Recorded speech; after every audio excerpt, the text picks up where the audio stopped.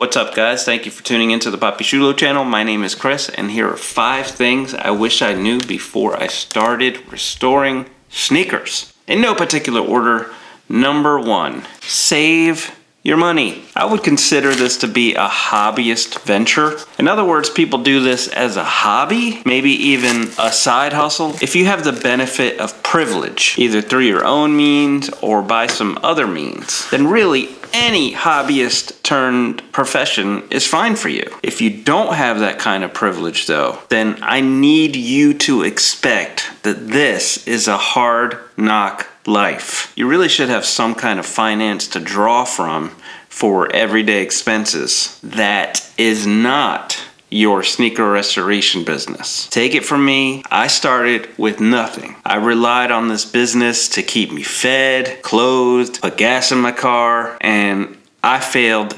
miserably many times. I'm talking food stamps, okay?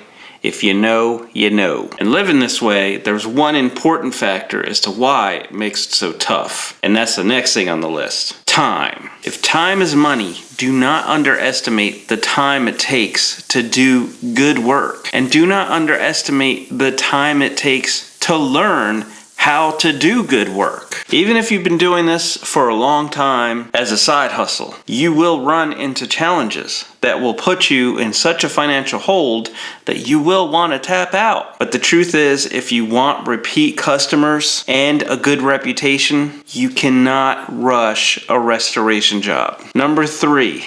Learn materials. Materials that make up a sneaker can be many things. Can be anything. Some are natural and some are synthetic. Do you know that the leather that makes up a lot of these shoes is really just a small part behind a polyurethane coating? There are no blue cows. Here is natural veg tan leather. One side is smooth, the other side is rough. This rough side is considered a substandard byproduct, but if you sand it down, you get nubuck. A nice thick piece of leather like this is not what they're making your shoes with. It's a much thinner piece of leather with some kind of synthetic coating over. What do you need to learn? What materials are bleach safe? Natural or synthetic? What are the synthetic materials that are typically on a sneaker? Why would they use synthetic materials over natural materials? These are questions that you should be asking yourself while you're going through this, but I will say this. Synthetic materials will typically last longer. They aren't typically that much different from plastics. So softer materials like the tongue, like the laces, like the lining, stuff like that is typically synthetic. Number 4, here's some controversy. Don't waste your money on sneaker cleaning products. Sneaker cleaning products are not that much different than marketing snake oil in the 1800s. Sneakers are not made of significantly different materials than, say, backpacks, briefcases, jackets, purses. You don't see someone trying to sell you purse cleaner, do you? Well, there are a lot of the same materials, but since we're sneakerheads, we're vulnerable because we don't want to ruin our shoes with the wrong products. That whole thing is predatory, man. Listen, there is a temptation to sell out, and I get it. I'd love to have some kind of passive income where people just buy a product because I said so, but it's got to be something you believe in. And I'm going to tell you right now, sneaker cleaning solution is just overpriced Castile soap.